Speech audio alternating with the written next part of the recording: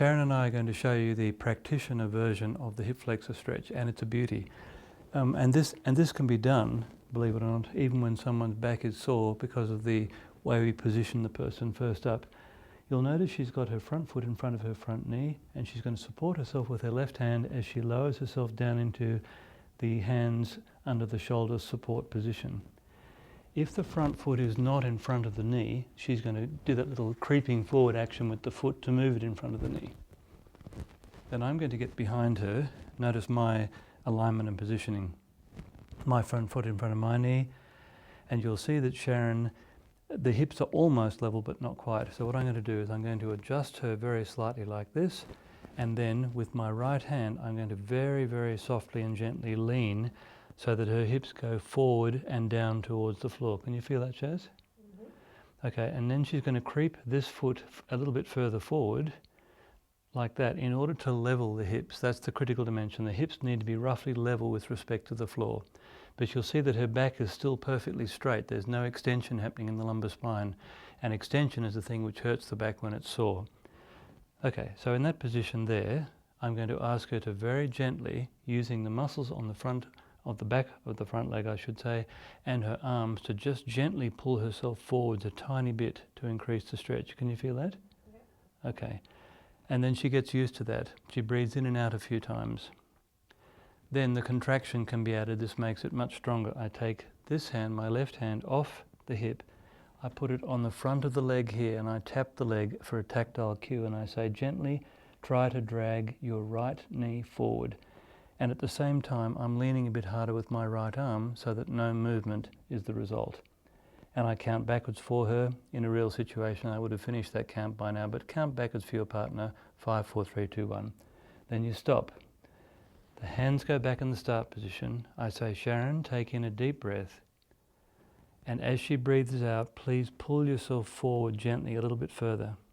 And if you look closely, you can see now the hip is now more extended than what it was. And so the further the leg gets into extension, the more you walk the front foot out. So breathe and relax. Now if you see the back start to bend backwards as it is now, you can ask the person to bend the elbows so the back stays curved. You can have someone lean on the support, or if they're loose enough, they could even go down onto their elbows. But this position here is excellent. Now, to come out of the stretch position, she pushes back with the front leg, so this happens. And what we'll do, we'll spin round and we'll show you what that looks like from the other side. To show you the other side, Sharon's just going to change legs in the same position. So when you're ready, Shaz, just swing that right leg out to the front. We make sure that the front foot is far enough in front. She supports herself with the right hand and then lowers her body down so that she's in the hands underneath the shoulders position. And I move myself into position. And it doesn't matter which way you've got your own legs. I might just put them the other way because it's a bit clearer and easier to see. But you can see here the tendency in this exercise. Firstly, this leg is going out to the side, and it usually wants to do that, but try and keep it in close to the body. And the second thing is as we ease the hips towards the floor, you'll see now that this hip is lower than this hip. So at that point, we use the little foot creeping action to creep the front foot further forwards. And as you can see, that lowers this hip and it squares the pelvis up with respect to the floor, and now it becomes a true hip flexor stretch. Take a breath in, Sharon, and when you're ready, gently, slowly pull yourself forwards and down like that. Is that enough? Okay, don't exaggerate it, that's lovely. This is the key arm for support. We actually have this hand behind the sacroiliac joint, and that provides a pivot point around which extension in the back leg can occur, and the hip flexors are stretched as a result. So let's say she's used to that stretch by now. This hand comes off this hip down towards the front of the leg. I tap the leg and say, gently pull your left leg forward. So it's as though she were pulling the knee to the chest.